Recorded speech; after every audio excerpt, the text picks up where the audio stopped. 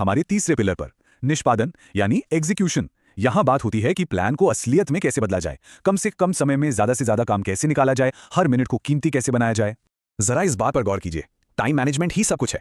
ये लाइन इतनी दमदार इसलिए है क्योंकि ये 100% सच है।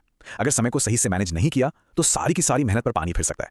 यहीं पर प्रोडक्टिविटी का असली खेल शुरू होता है। तो इसका हल क्या है? एक बहुत ही जानी मानी तकनीक है, पोमोडोरो। आइडिया बहुत सिंपल है। अपने काम को छोटे फोकस्ड हिस्सों में तोड़िए और हर हिस्से के बाद एक छोटा सा ब्रेक लीजिए। इससे बर्नआउट नहीं होता और फोकस बना रहता है।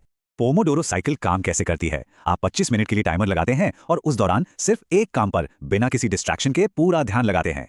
और जैसे ही वो 25 मिनट खत्म होते हैं, आप 5 मिनट का ब्रेक लेते हैं। इस ब्रेक में उठिए, थोड़ा चलिए, पानी पीजिए, खुद को रिचार्ज कीजिए और फिर अगले 25 मिनट के सेशन के लिए तैयार हो जाइए। ये छोटा सा साइकिल प्रोडक्टिविटी में एक बड़ा बदलाव ला सकता है। और अब आते हैं आखिरी और शायद सबसे जरूरी पिलर पर, मानसिकता।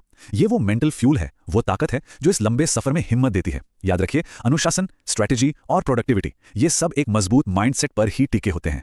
तैयारी का सफर आसान नहीं होता, इसमें अच्छे और बुरे दिन दोनों आते हैं। ये कोट हमें सिखाता है कि असल जीत हार या जीत में नहीं, बल्कि मुश्किलों के बाद भी लगे रहने की हिम्मत में है। असफलता सीखने का एक हिस्सा है, अंत नहीं। तो जब आलस आए या पढ़ने का मन ना करे तो क्या करें?